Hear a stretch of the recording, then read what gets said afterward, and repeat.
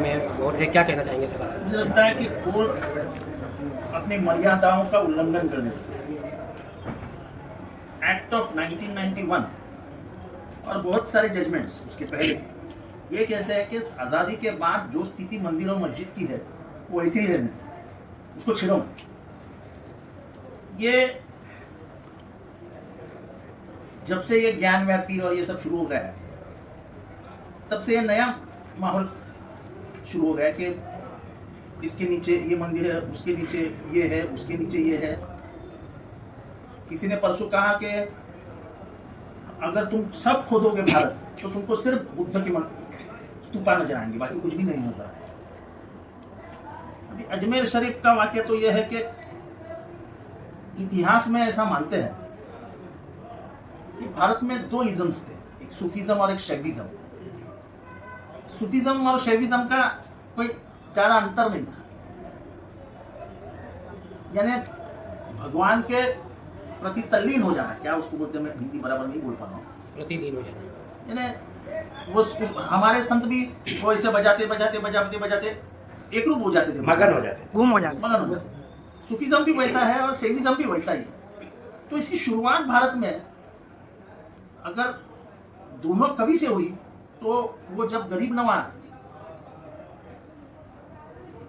चिश्ती साहब जब यहाँ आए, अजमेर में बसे, तभी से हुई।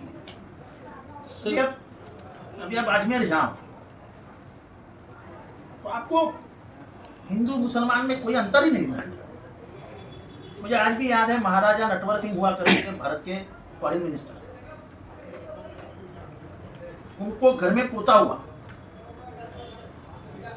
तो पोते का नाम रखने के पहले वो खुद पोते को लेके अजमेर शरीफ के दरगे पे पहुंचे और बच्चे को मज़ार पे रखा और फिर घर लेके गए और फिर उसका नाम रखा। इतना अपनापन, दिलीपन दिखता है। ये क्या नया शुरू है? ये देश का माहौल खराब तो कहीं ना कहीं जो है है। मतलब इतने हजारों साल से चली आई परंपरा, चला है अपनापन, सिर्फ राजनीतिक लाभ के लिए आप खराब करना चाहते हो। क्या मिलेगा आपको? 500,000 लोग मर जाएंगे, उसके ऊपर क्या हो सकता है?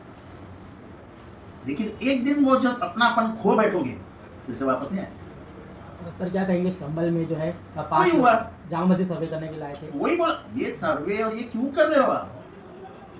जब आपको दिख रहा है कि जो कुछ आप कानून के तहत चलना।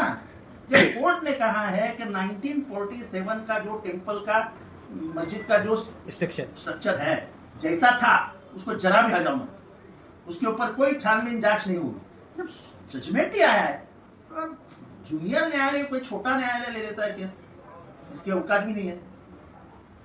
तो कहीं ना कहीं गंगा जमनी तहजीब को तोड़ने की कोशिश पूरी तरह से की जा रही है। नहीं, पर जिस तरीके से की जा रही है उसका ज्यादा दुख है।